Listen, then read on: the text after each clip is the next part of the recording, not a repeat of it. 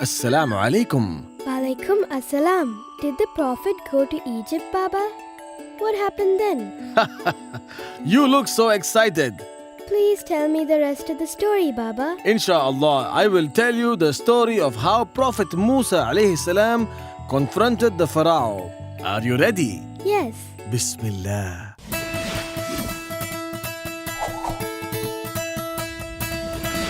The story of Musa alayhi salam in Egypt.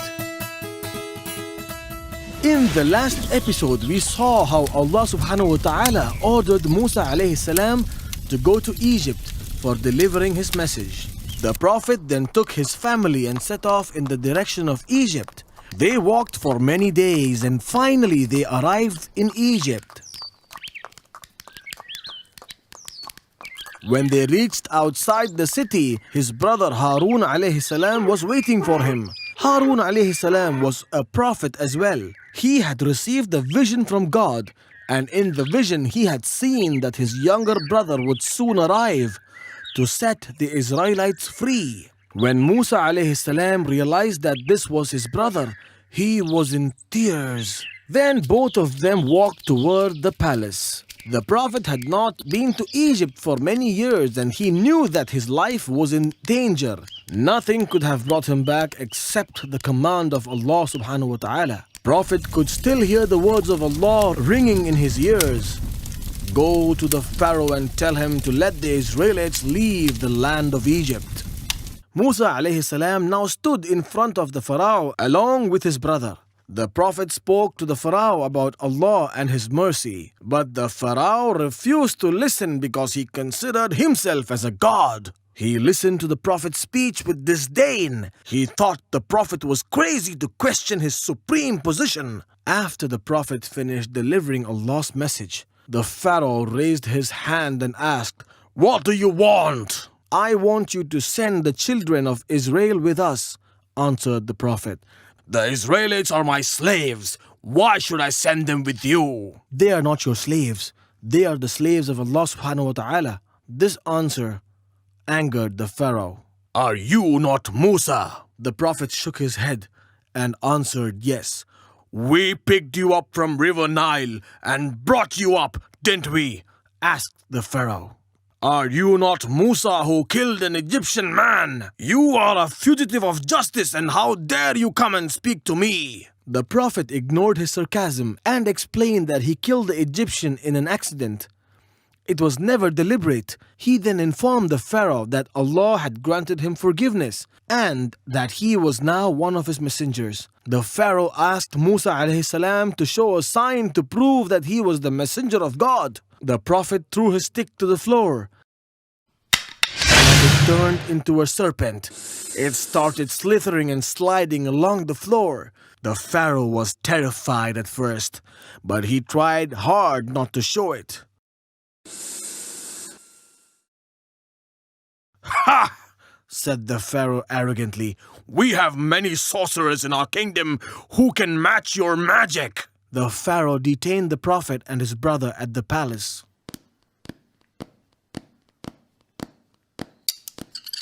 He then summoned all the magicians in his kingdom to the palace. The Pharaoh promised huge rewards to them if their magic was found better than the Prophet. The day for the contest arrived, and the palace was crowded with people. The magicians stood on one side, and the Prophet and his brother stood opposite to them. Everyone in the palace took the side of the Pharaoh, and the Prophet and his brother stood alone. Musa alayhi salam asked the magicians to perform first. It is said that there were more than 70 magicians lined up in a row. The magicians threw their sticks and ropes, and suddenly the ground floor was flooded with a sea of serpents.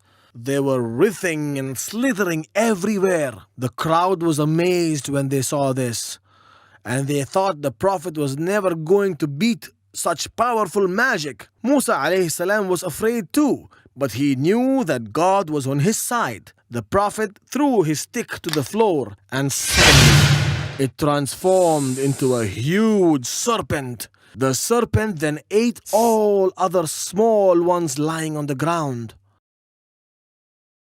When the crowd saw this, they stood up like a wave, cheering for the prophet. The magicians were surprised as well. They knew that this was not just a trick, and that the serpent was real. They realized that Musa was not just a magician or a sorcerer. The magicians knew that Musa's power came from something greater. So they fell on their knees seeking forgiveness from Allah. Allah forgave them, but the Pharaoh grew furious. How can you believe in his God before I gave you my permission? He asked them angrily. But the magicians replied, Do what you wish, but we fear the punishment of Allah much more than you. The Pharaoh got angry when he heard this. He now realized that he had a problem. As the prophet kept asking him to free the Israelites, his kingdom was built on the fear of Israelites, and everyone believed him to be the God. He was now worried that his kingdom was about to be unraveled. The Pharaoh felt threatened, and he summoned all the ministers, leaders, for a serious meeting. Am I a liar, O Haman? He opened the session with this question. Haman stood up and asked, Who dared to accuse you of lying? Didn't Musa say that there is a Lord in heaven? Musa is lying, said Haman. The Pharaoh then ordered to kill and torture all those who followed the prophet. The soldiers then started torturing the Israelites. They slayed the men, and not even the babies were spared. They imprisoned anyone who dared to oppose them. The prophet stood watching their horrific acts helplessly. He asked the people to be patient and asked them to have faith in Allah subhanahu wa ta'ala. God commanded Musa alayhi salam to warn the Pharaoh that he and the Egyptians would suffer a severe punishment if the children of Israel were not set free. The prophet agreed and went to meet the Pharaoh again. He then made another demand to release the Israelites, but the Pharaoh refused. It was then that God afflicted Egypt with a severe drought. Even the lush, green and fertile valleys of Nile began to wither and die. The crops failed, and the animals began to die. Even as the Egyptians suffered because of the famine, the Pharaoh refused to obey and he remained arrogant. Then God sent a huge flood to devastate the land of Egypt. Villages were drowned, the crops were destroyed, and many Egyptians were killed. Then the people, including the chief ministers, appealed to Musa. Musa, they cried, please help us. We shall believe in you and your God if you remove this punishment from us. We shall let the children of Israel go with you. The prophet then prayed to God, and the land returned to normal. The land became fertile, and the crops grew again. But the children of Israel were still enslaved. They were not allowed to leave as promised. The prophet asked them to fulfill their promise, but they paid no heed to his request. They ignored him and walked away. He prayed to God again, and this time Allah sent plagues of locusts to Egypt. The locusts attacked the crops and swallowed everything in their path. The people rushed to the prophet begging for his help. The ministers promised to let go of the Israelites if he would send the locusts away. The prophet prayed to God again, and the locusts departed. But even now they didn't let the Israelites leave as they promised. God then sent a plague of lice, spreading disease amongst the Egyptians. It was followed by a plague of frogs that harassed and terrified the people. The people rushed to the prophet begging to save them. Every time God sent his punishments, they promised to free the Israelites every time. But when God withdrew the punishments, they refused to let go of them. Then the last sign, the sign of blood, was revealed. The water of the river Nile turned into blood. The water appeared normal when the Israelites drank from the river. However, if any Egyptian filled his cup with water, the water turned into blood. They hurried to the prophet as usual. And as soon as everything returned to normal, they turned their backs on Allah.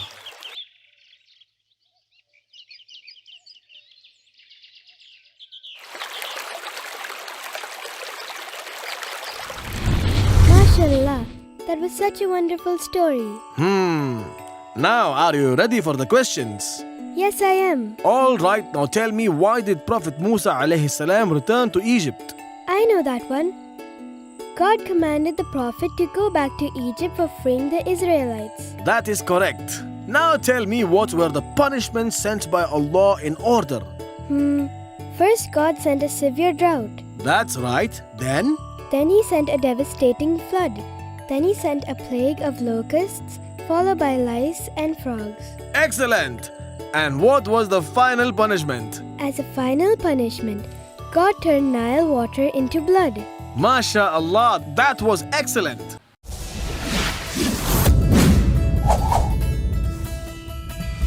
The story of Exodus.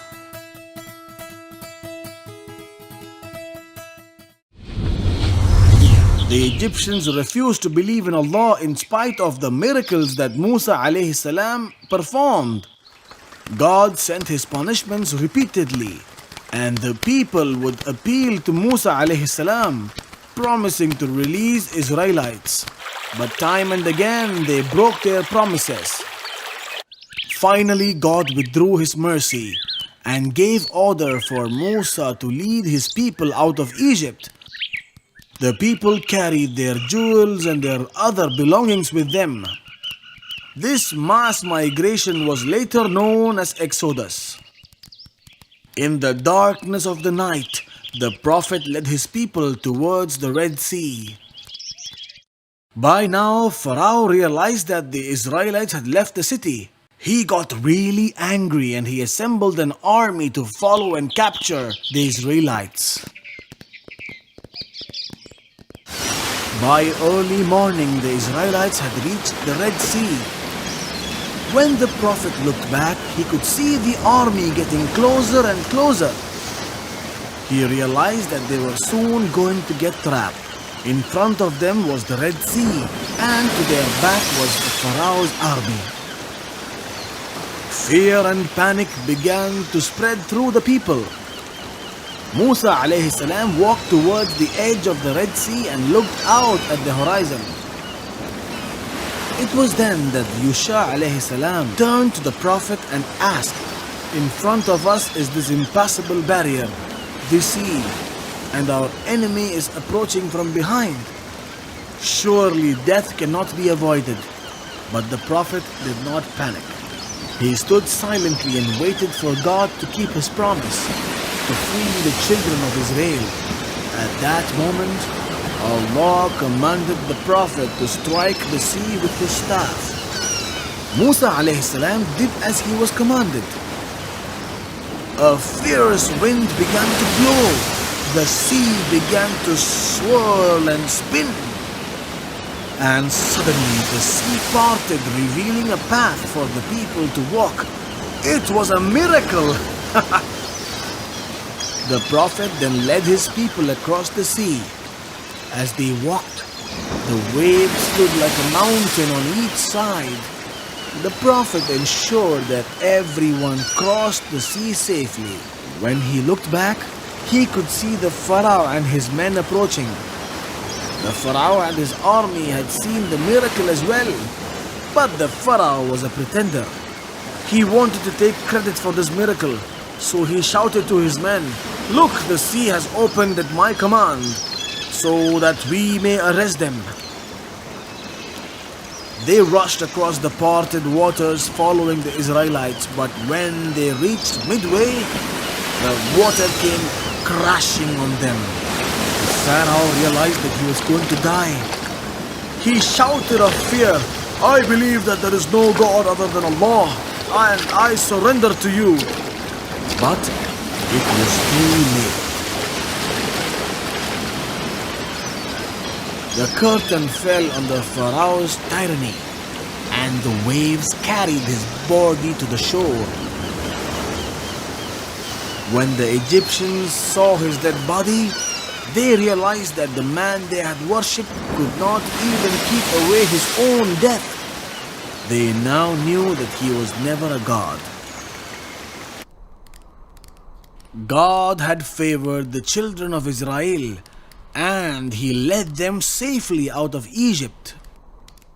After a few days of walking in the desert, they got thirsty. God then commanded the prophet to strike a rock with his staff. It was a miracle. There came 12 different springs of water from the rock.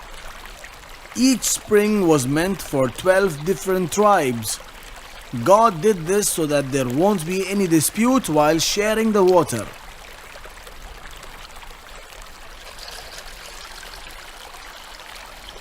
God also sent clouds to protect them from the scorching sun. And when they were hungry, He sent a special delicious food called manna.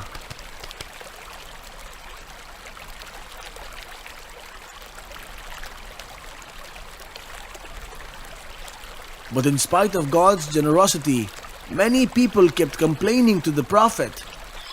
Musa alayhi salam scolded the prophet and reminded them that they had just left a life of slavery.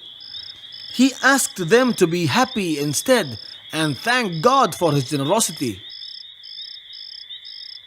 The children of Israelites were broken people, unable to stay away from sin and corruption.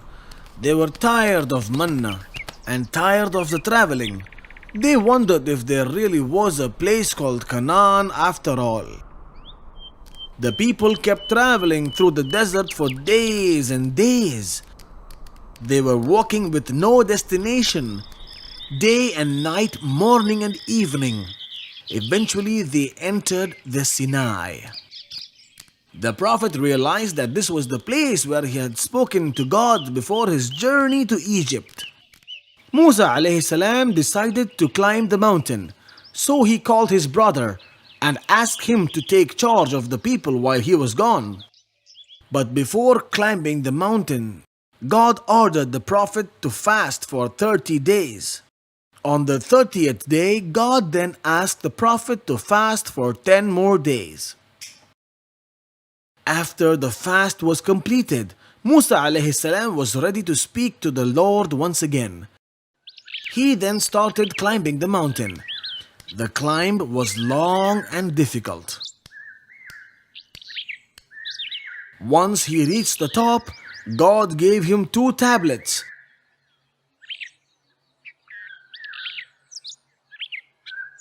In which the special laws to govern the Israelites were written.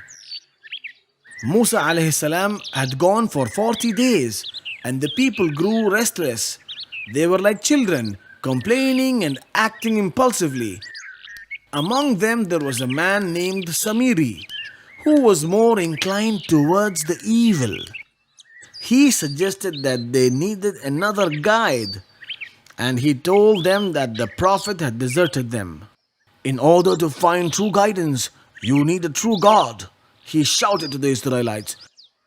I shall provide you one. He started collecting all their jewelry at first. Then he dug a hole on the ground in which he placed a lot and put all the jewelry inside. Then he lit a fire. Samiri then made a golden calf out of the molten metal. It was as if they had succeeded in making a god. Harun alayhi salam, the brother of the prophet, was afraid to stand up to the people at first. But when he saw the idol, he spoke up. You are committing a grave sin, he shouted to them. He warned them of the consequences for their actions. We shall stop worshipping this God only when Musa returns, they replied. Those who remained true to their beliefs separated themselves from the idol worshippers. They stood along with Harun alayhi salam. When Musa alayhi salam returned, he saw his people dancing around the idol. His heart was filled with shame and anger now. He threw the tablets to the ground in his anger.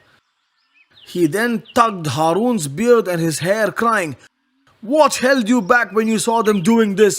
Why did you not fight them? O son of my mother, let go of my beard. They were about to kill me." The Prophet understood Harun's helplessness, and he began to handle the situation calmly and wisely. He called Samiri and said, "Get away from here.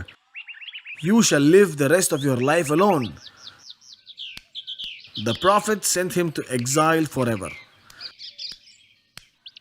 He knew that God was going to punish them for worshipping the idol. So he chose 70 seniors from each tribe and ordered them, "Rush towards Allah and repent for what you have done." He then started climbing Mount Sinai with the 70 elders. Once they reached the top, the Prophet asked the elders to wait for him, and he walked ahead. There he started communicating with God. The elders could hear Musa speaking with the gods, but they could not see him. The Prophet returned after some time, and the elders told him, "O Musa, we shall never believe in you until we see Allah ourselves." Their stubborn demand was rewarded with punishing thunderbolts and an earthquake that killed all of them instantly. The Prophet was very sad now. He wondered what he would say to the children of Israelites. Those 70 men were the best of the people. So he turned to God and prayed for forgiveness. Allah heard his prayers and he raised the dead people back to life.